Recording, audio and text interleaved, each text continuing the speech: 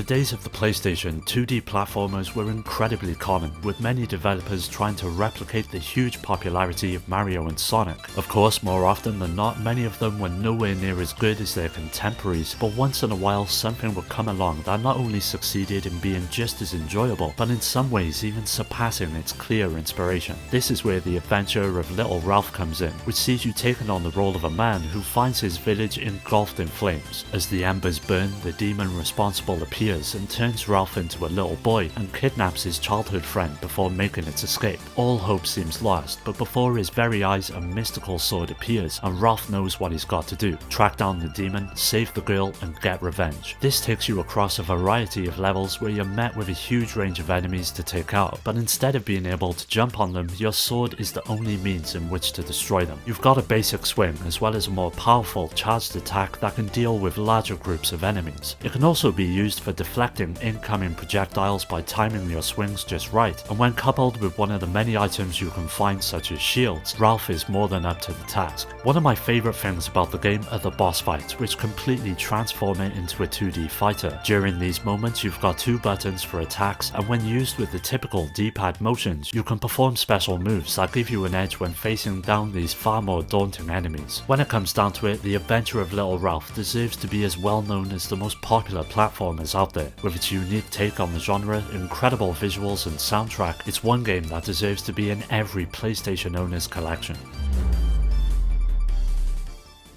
Vampire Hunter D is an action-adventure that's based on the anime of the same name. Much like the name suggests, you take on the role of a vampire hunter who's hired to track down and ultimately save a girl who's been kidnapped by one of the most powerful vampires that has reigned over the world for the past 10,000 years. Now when it comes to gameplay, it shares much in common with the likes of Resident Evil and presents the action from a fixed view with static pre-rendered backdrops that give life to the world around you. Navigating each environment is facilitated by tank controls, which may have the potential to turn some players off, but for me I feel that it adds a nice sense of tension as you edge around each corner and encounter one of the many threats that stand in the way of you achieving your objective. You've got many ways to deal with these enemies, with the most prominent being your sword that allows you to pull off several combos to keep them at bay. A range of items also have a role to play in defending yourself, from wooden sticks to several types of grenades that enhance your chances of survival against the hordes of monsters that come your way. Magic also plays a big part in the game,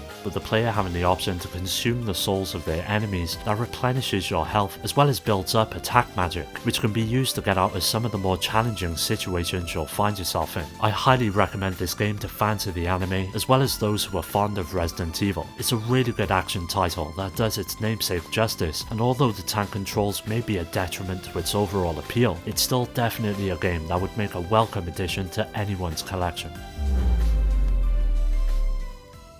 Players were absolutely spoiled for choice when it came to RPGs on the PlayStation, from big hitters like Final Fantasy to more obscure offerings like Jade Cocoon, but one that often gets overlooked is Sayuki Journey West. Based strongly on an ancient Chinese folktale of the same name, Sayuki is essentially a turn-based strategic RPG that puts you into the role of a young monk who's tasked with delivering a divine staff that sees you visiting a huge amount of different locations, all filled with a cast of lovable NPCs and characters that you'll be meeting along the way. This is where Sayuki really excels. The narrative is by far one of the most impressive aspects of the adventure, and the world building does a great job of creating a believable space for all of the action to take place in. Now battles, like many of the other SRPGs out there, all take place on a grid, and you're free to move one of your many units around the map during your turn and then slowly whittle down the enemy's defenses by choosing from an insane amount of skills and attacks that can be learned as you level up. What really stands out with Sayuki, however, is the amount of freedom you're given throughout the game, and at many points you're given the option of taking one or two paths to your goal, but at the same time it allows you to go back and explore the other. Perhaps more interesting and impressive is the sheer number of random side quests this game offers. The best thing about them is that they are just as enjoyable as the main quest and never feel like a chore, which is so common in RPGs, but you'll be finding yourself wanting to take in everything that Sayuki has to offer, thanks to the intoxicating world the developers produced. If you're a huge fan of RPGs, then Sayuki Journey West is one game you do not want to skip.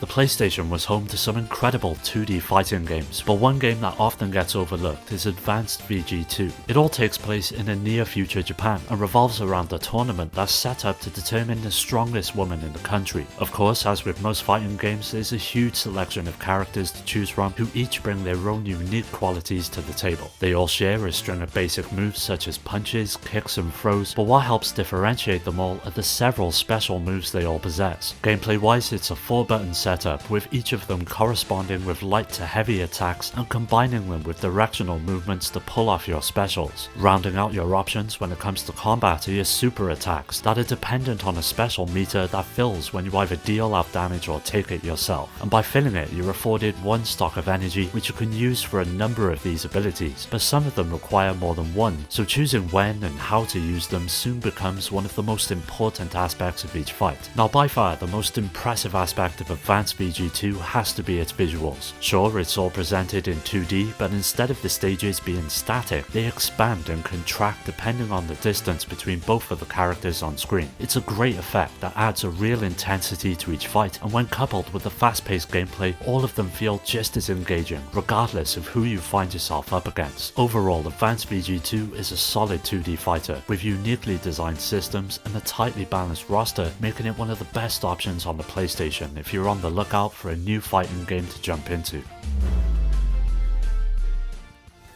I've always been a huge fan of vertical shooters, and the PlayStation was home to some of the finest examples of the genre, with Ray Crisis being one of them. It's set well into the future, where a computer virus has all but destroyed the Earth and forced civilization to seek refuge in outer space. As part of an elite task force, it's your job to jump into a ship in one last-ditch effort to turn the tide of the war, and this is where the game kicks off. As you would expect, you're presented with a series of levels to make your way through that all have their own unique threats to deal with. Thankfully, you're more than equipped to take on the fight, with your basic laser playing a prominent role, but you've also got a lock-on weapon for when the screen is absolutely littered with enemies, as well as a bomb that can make quick work of the opposition. Further mixing up the gameplay is something known as the encroachment system, that sees a number at the top of the screen that slowly rises, but each time you destroy an enemy it goes down. If it reaches 100%, then you'll be punished by being rejected from a few mini-bosses and pushed straight to the last boss. It motivates you to be aggressive in your approach, and the game isn't afraid to challenge you. Often the screen is a literal blur of neon lasers, and you'll need some pretty good reflexes in order to make it out alive. On the whole, it's not exactly the best shooter on the PlayStation, but it manages to hold up when put up against the likes of Iron Hander and G Darius, thanks to its gorgeous presentation and vibrant design. Sure, it may seem crude by today's standards, but when it comes to gameplay, Ray Crisis will simply not disappoint. So if you like shooters, this one is definitely worth a look. Namco were well known for their series of light gun games on the PlayStation, with Point Blank and Time Crisis proving that the arcade experience was more than possible on the home console. One game though that hardly anyone talks about is Ghoul Panic. That was yet another light gun shooter that found its way to the PlayStation. Now, whereas most games of this kind hardly possess any type of story, Ghoul Panic bucks that trend and revolves around an evil witch and her ghostly companions who have kidnapped an entire village and turned the inhabitants into kittens. It's up to two children, Lisa and Kevin, to stop the madness and return everyone to normal, which sees you making your way through various levels, where the main objective is to shoot all of the ghosts on screen while rescuing kittens and avoiding bombs. Failure to finish the level in time or shooting any forbidden targets results in losing your lives, and after clearing 4 stages you'll then be confronted by a boss where the gameplay really comes into its own. Each of them are masterfully designed and offer up a sort of puzzle where you must figure out how to bring them down, instead of just mindlessly shooting and hoping for the best. Now, replay value is one of Ghoul Panic's biggest strengths, as not only is there a pretty robust arcade mode, but also an adventure mode that prolongs the game and takes players through a maze-like haunted house, where you'll have to take on enemies, but also a series of mini-games that serve to mix up the gameplay. If you have a light gun and are looking for something less easy to pick up and play in short bursts, then Ghoul Panic is well worth seeking out and giving a go for yourself.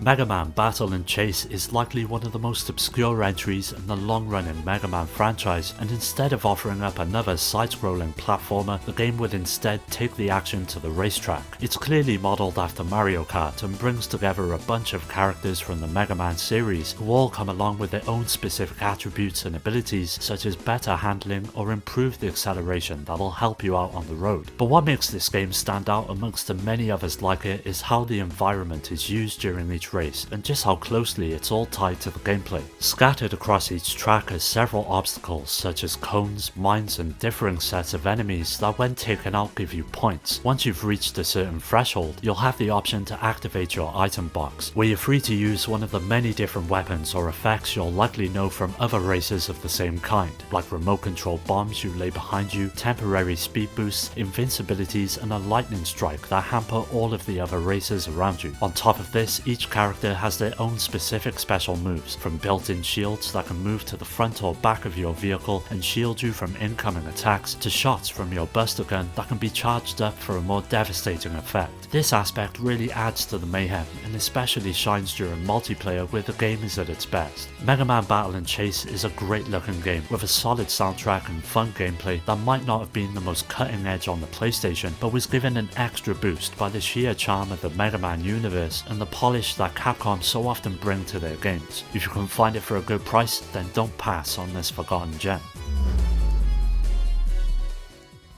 Strider began its life in the arcades way back in 1989 and would later go on to appear on home consoles to great fanfare. After a long hiatus, Capcom produced a sequel that built upon everything that made the original so memorable, all the while introducing new mechanics and ideas that would help elevate it above many of the other side-scrollers on the market. You once again take up the fight as Hiryu and are tasked with taking out the mysterious Grandmaster from the first game, who nearly 2,000 years later has re-emerged to wreak havoc upon the world. As with most side-scrollers, you'll be making your way through a huge variety of levels that range from futuristic cities to the cold and isolated mountaintops. Occupying each of them are a range of enemies and obstacles where you'll have to hone your skills and take advantage of the several abilities at your fingertips. From double jumps to slides and slashes of your sword, you're more than equipped to handle anything blocking the path forward, but quick reflexes and a deep understanding of each mechanic are needed if you hope to reach the end. Waiting for you there is a boss, and this is where Strider 2 absolutely steals the show. Each of them possess a real challenge where you'll have to study their patterns and learn their weaknesses in order to take them down. Now, if there's one thing I could throw against the game, it would have to be its relatively short length, as it's easily possible to complete it in one sitting, but there are a few secrets and unlockables that'll likely prompt another playthrough in order to see everything the game has to offer. Overall, with its fast and frantic gameplay, Strider 2 is easily one of the most enjoyable side-scrollers on the PlayStation.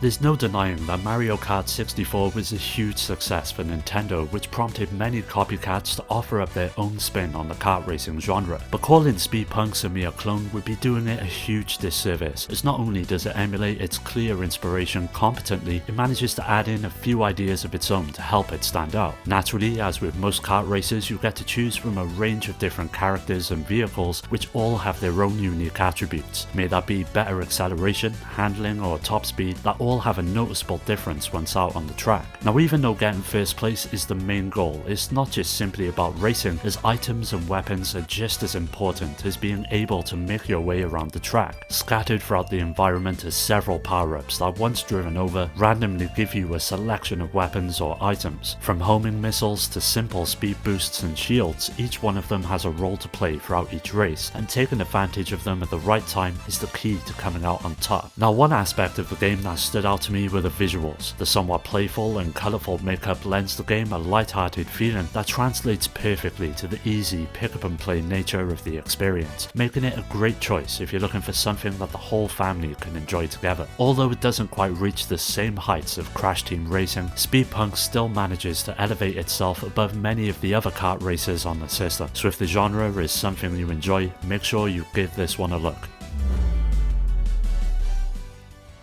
RPGs were a dime a dozen on the PlayStation, so it makes sense that some would largely fall through the cracks and never really get the attention they deserved. Beyond the Beyond is one of them and is very much a traditional RPG in every sense of the word. It all centers around the struggle between two kingdoms that after a long period of peace find themselves once again locked in battle. Finn, a young man who seeks to fight for his country and ultimately tackle the threat, takes up the challenge and sets out across the land. As with many RPGs, you'll be visiting a range of locations and meeting a cast of NPCs that all add a substantial weight to the world the game depicts and the many themes its story tries to convey. Now on the gameplay front, it's naturally split up into exploration and combat, with the battles and character progression being at the heart of the experience. It's all turn-based in nature and allows the player to carry out a huge selection of attacks, from basic swings of your sword to magic and many other options that'll get you out of a tight spot. What makes it a bit different, however, is the inclusion of something known as the active playing system. By pressing the X button at the appropriate moment during combat, the player can use this feature to boost the likelihood of either making an improved attack on an enemy or defending against an opposing attack. This allows each of the encounters to feel far more engaging than just simply selecting your attacks and watching it play out, making the battles by far one of the most enjoyable aspects of the game. Overall, Beyond the Beyond is a solid RPG, although its rather simplistic visuals may turn some players off, but when it comes to the core gameplay and the overall journey the game provides, it is well worth it. Well, that does it for today's video. Keep an eye out for part 3, as that will be coming up soon, so don't forget to subscribe and hit that bell to get notified about new videos that release every Monday and Thursday. You can follow me on all of the socials, which are linked below, to stay up to date, and also join my growing community on Discord to meet many like-minded gamers to continue the conversation with and to take part in giveaways. I'd like to give a special shout out to my Patreon supporters Rhino, Skill Jim, Shuden,